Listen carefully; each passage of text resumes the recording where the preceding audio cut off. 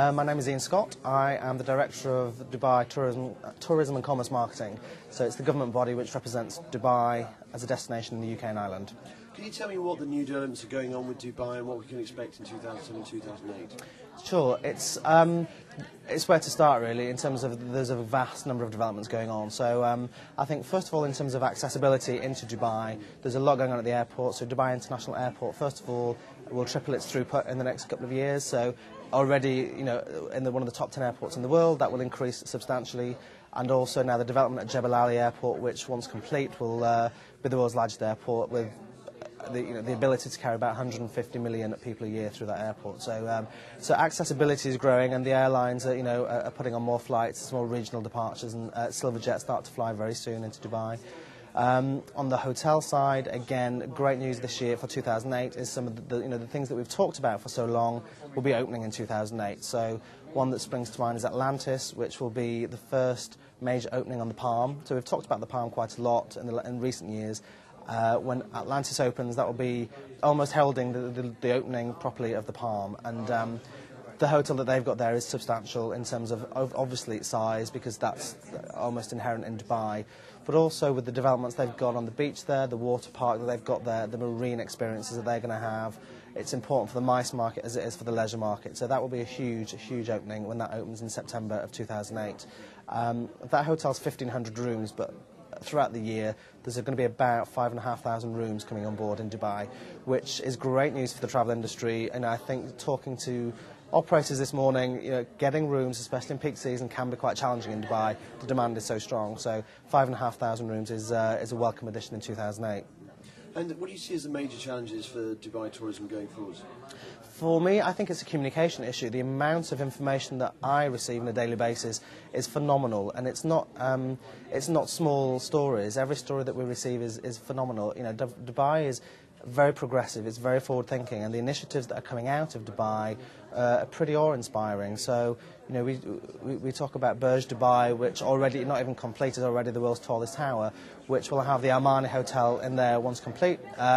And also at the base of that hotel, the base of the tower rather, will be one of the world's largest shopping malls. So, and that's just one development. And then you move over to Dubai Land, which is a huge development in the desert, and already that started to open. But once we've got Universal Studios in there and Bawadi in there, which will eventually add another 50 or 60,000 rooms actually into Dubai. So that's a bit more long term, but an amazing attraction that will open there, with Bawadi. Lots of things with the Palm and on the waterfront as well. So there's some huge stories, and all of them actually in their own right will draw visitors. But my challenge is to work out how to communicate that and to make sure that the right information is getting to the right people.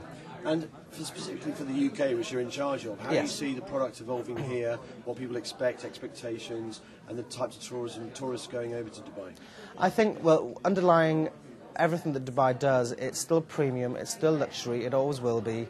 It's renowned for service, for hospitality, and that won't change. So that is underlying. But I think what will happen is the product will nevertheless diversify within that luxury category, and we're seeing more and more developments relating to golf or spa. In the city, there's a lot of growth, and Dubai can rival New York any day now in terms of a city destination. There is still growth on beach hotels, whether that's Palm Jumeirah beach or, of course, with the palms. There is some very exciting stuff going on in the desert. So I think what's happening is the market is just diversifying slightly, and tour operators, rather than just offering Dubai, are now figuring out that they need to talk about playing golf in Dubai, or a beach experience in Dubai, or a desert experience in Dubai, and maybe even combining them. So rather than a 3-day destination holiday, destination, it's the length of stay is increasing now as people realise there's so much more to do. So the diversification is pretty important to us, I think. And the last question, do you think there's a lot of opportunities for Dubai with combining it with other of the Emirates, which are so close, like Sharjah, Ras Al Khaimah and Abu Dhabi? There's not much of that been done so far. No, there isn't, and I think although we certainly welcome growth in the region, it's valuable for all of us to see more and more UK and Irish visitors into the region.